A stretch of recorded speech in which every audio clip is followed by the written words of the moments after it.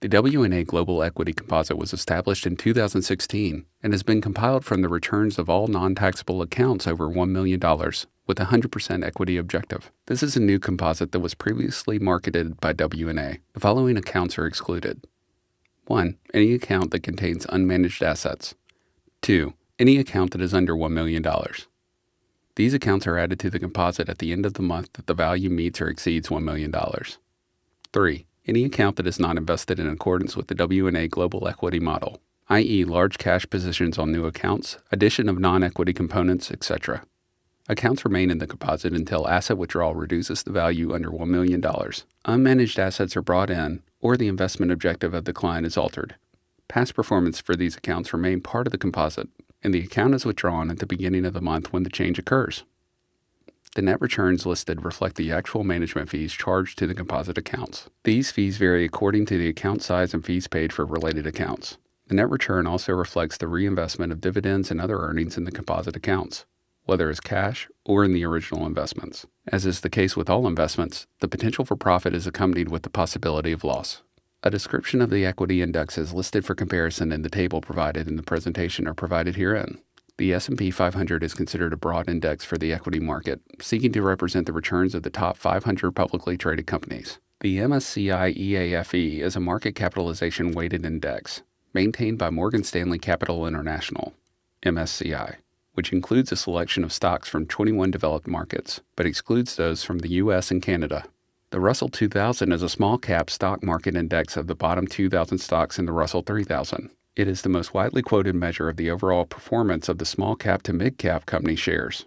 The MSCI Emerging Markets Index is a market capitalization weighted index maintained by Morgan Stanley Capital International, MSCI, designed to measure the equity market performance across 23 emerging markets, EM. The MSCI ACWI Investable Market Index represents more than 9,000 securities across large, mid, and small cap size segments, and across style and sector segments in 46 developed and emerging markets.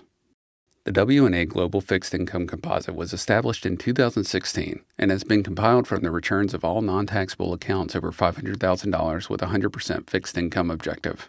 This is a new composite that was previously marketed by WNA. The following accounts are excluded. 1. Any account that contains unmanaged assets. 2. Any account under $500,000. These accounts are added to the composite at the end of the month that the value meets or exceeds $500,000. 3. Any account that is not invested in accordance with the WNA Global Fixed Income Model, i.e. large cash positions on new accounts, addition of non-fixed income components, etc. Accounts remain in the composite until asset withdrawal reduces the value under $500,000. Unmanaged assets or non-modal assets are added, or the investment objective of the account is altered. Past performance for the accounts remain part of the composite, and the account is withdrawn at the beginning of the month when the change occurs. The net returns listed reflect the actual management fees charged to the composite accounts. These fees vary according to the account size and fees paid for related accounts. The net return also reflects the reinvestment of dividends and other earnings in the composite accounts, whether as cash or in the original investments. The composite may or may not be the actual allocation determined to be appropriate for any individual client, and a client may or may not follow the composite. Clients with the allocation shown may have different results based on capital flows, timing of rebalancing decisions, fees charged, or other factors. As is the case with all investments, the potential for profit is accompanied with the potential of loss. The index used for comparison is the Barclays Capital Aggregate Bond Index. It is a broad range index that represents the total return of the bond market. It covers most U.S. traded bonds and some foreign bonds traded in the U.S. The index information is supplied to WNA by a third-party quotation service. Investors should note that investments cannot be made directly into this index. The Leuthold presentation is not a solicitation or offer to buy or sell securities. The Leuthold Group, LLC provides research to institutional investors. It is also a registered investment advisor that uses its own research, along with other data, in making investment decisions for its managed accounts. As a result, the Leuthold Group, LLC may have executed transactions for its managed accounts and securities mentioned prior to this publication. The information contained in the Leuthold Group LLC research is not, without additional data and analysis, sufficient to form the basis of an investment decision regarding any one security. The research reflects the Leuthold Group LLC's views as of the date of publication, which are subject to change without notice. The Leuthold Group LLC does not undertake to give notice of any change in its views regarding a particular industry prior to publication of their next research report covering that industry in the normal course of business. The Luthold Group LLC may make investment decisions for its managed accounts that are inconsistent with, or contrary to, the views expressed in current Luthold Group LLC reports. Whedon Investors LP, Whedon & Company LP's parent company, owns 22% of Luthold Group's securities. A managing director of Whedon & Company LP is a member of the Luthold Group LLC Board of Directors. Whedon & Company LP, member FINRA, NASDAQ, and SIPC. All right. Thanks, Kathy. I'm going to pick the Smiths up now and remind you how we can find them alpha through charitable giving. So they're 66 years old, okay? Important things to know about the Smiths.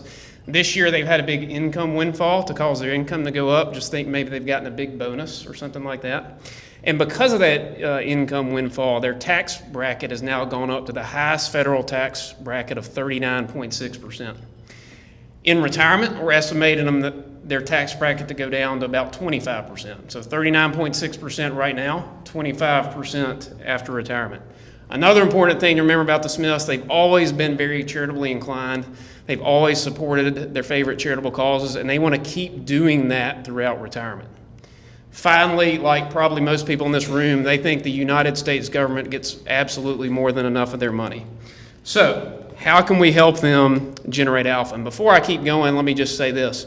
Even if you're not in the 39.6% bracket right now, the concepts I'm about to go over will be relevant to you. All that matters is that you're going to have a lower tax bracket down the road than you have today. So stick with me even if you're not in the 39.6% bracket.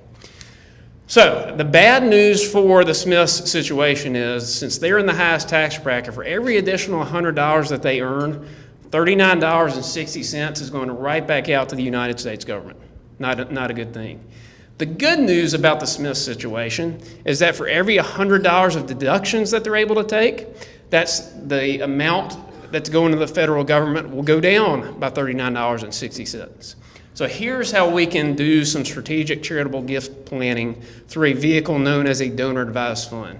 What we can do is what's called pre-fund multiple years of retirement charitable contributions today.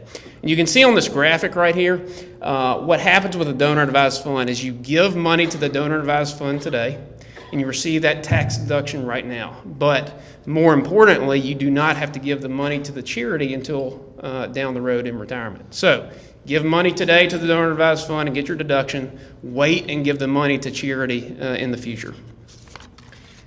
So you might ask yourself, what's the big deal? Why is it so important to do this strategic charitable gifting and pre-fund multiple years retirement contributions today? Let me show you some math and it'll help crystallize the answer. So right now, because of their income windfall, the Smiths have adjusted gross income of $800,000.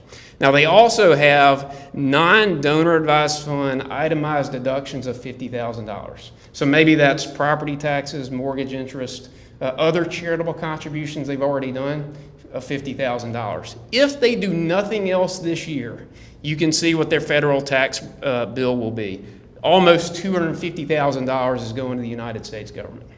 What if they take $50,000 and put it in the donor advised fund?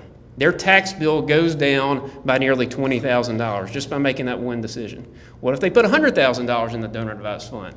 Tax bill goes down by nearly $40,000. And finally, if they put $150,000 into that donor advised fund, their tax bill goes down by $59,400. That is some significant alpha they have found just by making that one decision. Okay? But we're not done saving on the taxes. The next decision that the Smiths need to make is, what do I put into the donor advised fund? So do I write a check to the donor advised fund? Maybe that's all they've done to their various charities throughout their life and give cash? Or do they consider giving appreciated securities? Maybe they give their W&A investment funds to that donor advised fund. This is why we would suggest giving appreciated securities. Just assume they have two different mutual funds, each worth $75,000, each with different gains embedded inside of them. Remember, they're in that high income tax bracket. So their long-term capital gain tax rate is 20%. You throw the 3.8% Obamacare surtax on top of that, and if they were to sell their mutual funds today to get the cash, they are going to owe 23.8% tax on the gains inside the mutual funds. However, if they give the funds to the donor advised fund, They're giving away those embedded capital gains of $45,000, and they, more importantly, are giving away the nearly $11,000 of taxes associated with those gains. So that's nearly $11,000 more of alpha that they've been able to generate. So let's review what we've been able to do for the Smiths. Just by giving $150,000 to the donor advised fund, $60,000 almost of alpha generated. Then by deciding to give securities instead of cash, we've been able to generate another almost $11,000 of alpha for a total alpha found on this decision of over $70,000. And that is, to meet their goal, $70,000 less dollars going to the United States government. So take the $68,000 of Social Security alpha that Kathy found, add it to the $70,000 of alpha we've been able to find from strategic charitable gifting, and this is nearly $140,000 of alpha we found for the Smiths. And the best part about this is the markets had absolutely nothing to do with this return that we were able to generate for them.